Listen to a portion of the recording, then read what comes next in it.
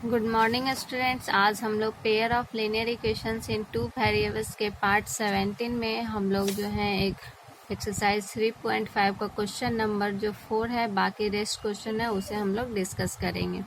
तो हमारा question number 4 का थर्ड क्वेश्चन है, Yash scored 40 marks in a test getting 3 marks for each right answer. 3 marks जो मिलता प्रत्येक सही जवाब के लिए, and losing 1 marks for each wrong answer, और एक अगर गलत आंसर देता तो एक मार्क्स जो है वो डिडक्ट होता है। Had 4 marks been awarded for each correct answer, और 4 मार्क्स उसे मिलता है सही जवाब के लिए, and 2 marks are been deducted for each incorrect answer, और 2 मार्क्स का कट जाता है गलत जवाब के लिए। Then Yash would have scored 50 marks, तब उसको 50 मार्क्स मिलता है। How many questions were there in the test, तो एग्जाम में कितने क्वेश्चन थे वो बताना है। ठीक है, तो हम लोग मान लेते हैं let the number of right answers be x and the number of wrong answers be y. तो अकॉर्डिंग टू क्वेश्चन कितना होता है, करेक्ट कितना करता है वो 3, तो 3x माइनस, क्योंकि डिडक्ट होता है इसलिए यहाँ पे माइनस करते हैं। 1 जो मार्क्स होता है उसको डिडक्ट होता है, तो minus y is equal to 40 marks उसको मिला था। उसके बाद है उसको 4 मार्क्स अवॉर्डेड होता है यानी सही जवाब के लिए, तो यानी कि 4x माइनस, और 2 मार्क्स उसका कट जाता है गलत जवाब के लिए, तो -2y इज इक्वल टू 50। ठीक है, अब यहाँ पे हम लोग क्या कर लेते हैं, देखो दोनों इक्वेशन में क्या कर लेते हैं, इसमें अगर हम लोग 2 से मल्टीप्लाई कर देते हैं इस इक्वेशन में फर्स्ट में, तो ये दोनों टर्म इक्वल हो जाएगा, है ना। और उसके बाद क्या कर लेंगे, इक्वेशन फर्स्ट से सेकंड को सब्ट्रैक्ट कर लेंगे। तो यहाँ पे लिखेंगे multiplying by 2 in equation first and then subtracting the equation second from first. तो मल्टीप्लाई यहाँ पे 2 से कर दिए तो कितना हो गया, ऊपर में 3x minus 2y equals to 80, यहाँ पे 4x minus 2y is equals to 50 आ गया। अब हम लोग सब्ट्रैक्ट कर देते, सब्ट्रैक्ट करने पर ये कैंसिल आउट हो गया, ये 4 6x में से माइनस 4x गया तो 2x, यहाँ 80 में से 50 गया तो 30 आ गया, यानी x इक्वल्स टू कितना आ गया, 15 आ गया।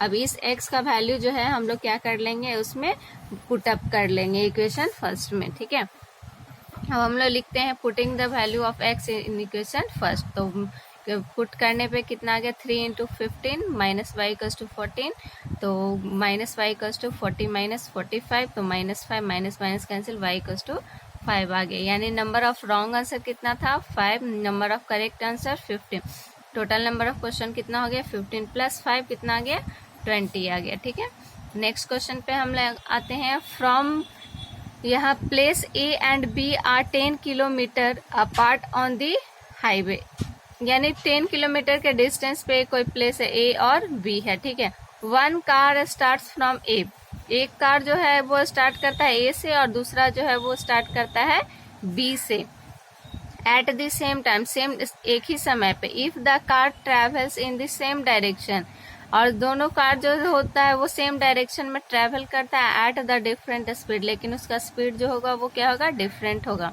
दे मीट इन 5 आवर्स, तब दोनों आपस में 5 घंटे के बाद वो लोग मिल जाते हैं। ठीक है, if they travels towards each other, अगर दोनों आपस में एक दूसरे की ओर जाते हैं, है ना, टुवार्ड्स ईच अदर। ठीक है, दे मीट इन 1 आवर, तब वो लोग 1 घंटे के बाद वो लोग मिलते हैं। ठीक है, यानी कि टुवार्ड्स ईच अदर यानी कि एक इधर जा रहा तो एक इधर जा रहा है। ठीक है, और सेम डायरेक्शन मतलब कि दोनों से एक ही डायरेक्शन में वो ट्रैवल कर रहा है। ठीक है, तब वो 1 घंटे में मिलते हैं। What are the speeds of 2 cars, तो स्पीड कितना होगा दोनों कार का, तो हम लोग यहाँ पे मान लेते let the speed of first car be x kilometre and the speed of second car be y kilometre. तो अब देखते हैं यहाँ पे कि रिस्पेक्टिव स्पीड जो होगा वो दोनों कार का क्या होगा जब वो लोग दोनों सेम डायरेक्शन में ट्रेवल करेंगे।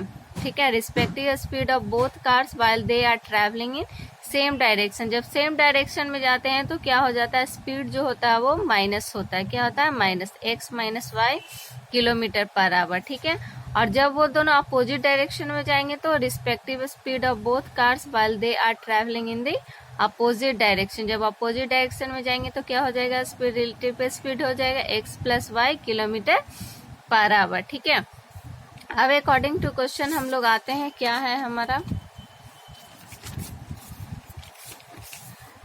तो यहाँ पे अब देखो, वहाँ पे कि हम लोग जानते हैं कि डिस्टेंस इक्वल्स टू क्या होता है, स्पीड इनटू टाइम। तो टाइम कितना दिया होता है, पहला में 5 आवर्स के बाद मिलता है, 5 आवर्स में मिलता है, और वहाँ स्पीड कितना था, x माइनस वाई।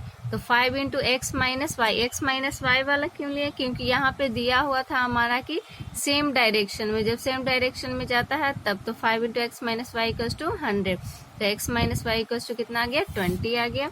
नेक्स्ट था कि 1 घंटे के बाद जब वो दोनों अपोजिट डायरेक्शन में जाते तो टाइम 1 इंटू यानी कि स्पीड इंटू टाइम कितना हो गया, डिस्टेंस। तो डिस्टेंस इक्वल्स टू डिस्टेंस, तो x plus y is equals to क्या आ गया, 100 आ गया। अब दोनों इक्वेशन को हम लोग क्या कर लेते हैं, ऐड कर लेते हैं। ऐड करने पे y वाला टर्म कैंसिल आउट हो गया, 2x equals to 120, x equals to 60 आ गया, 60 किलोमीटर पर आवर। अब इस x का वैल्यू हम लोग किसी भी इक्वेशन में फर्स्ट में हम लोग पुट कर लेते हैं, तो हमारा y का वैल्यू कितना आ गया, 40 किलोमीटर पर आवर। यानी कि स्पीड ऑफ फर्स्ट कार कितना हुआ, 60 किलोमीटर, और स्पीड ऑफ सेकंड कार कितना हो गया हमारा, 40 किलोमीटर पर आवर हो गया। ठीक है, हम लोग नेक्स्ट क्वेश्चन पे आते हैं।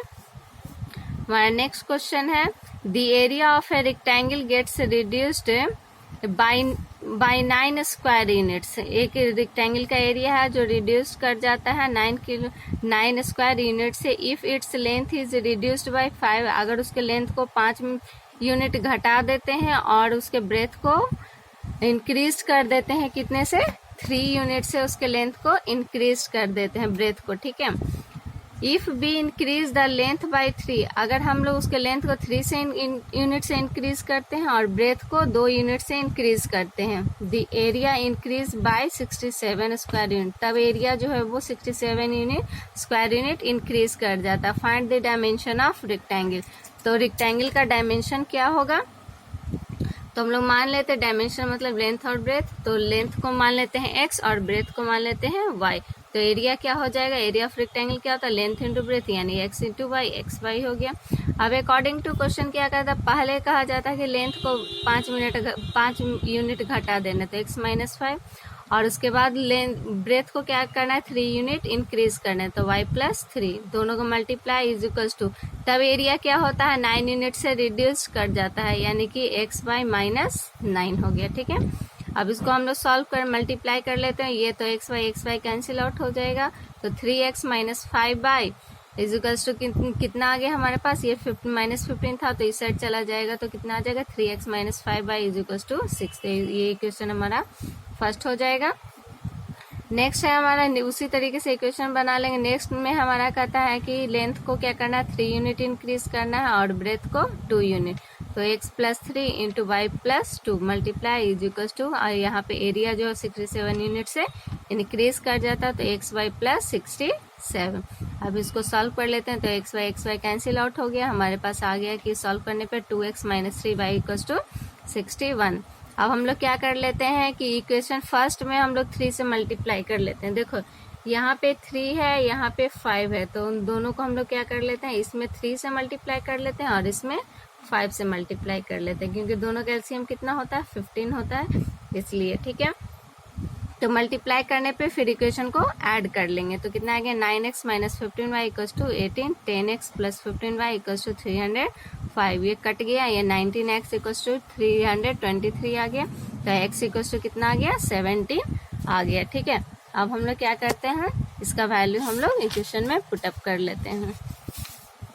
Now putting the value of x in equation first. अब इक्वेशन फर्स्ट में हम लोग इसका वैल्यू पुट कर लेंगे, पुट करने के बाद आप लोग खुद से सॉल्व कर सकते हैं, तो कितना आ गया, 17 3 जा 51 और माइनस 5 बाई इक्वल्स टू 6, तो 51 इधर चला जाएगा, तो 45 माइनस 45 इज इक्वल्स टू, यहाँ minus 5 y equals to minus 45, y is equals to कितना आ गया, 9 आ गया, यानी लेंथ इक्वल्स टू कितना आ गया हमारा 17 यूनिट्स और ब्रेथ इक्वल्स टू कितना आ गया, 9 यूनिट्स।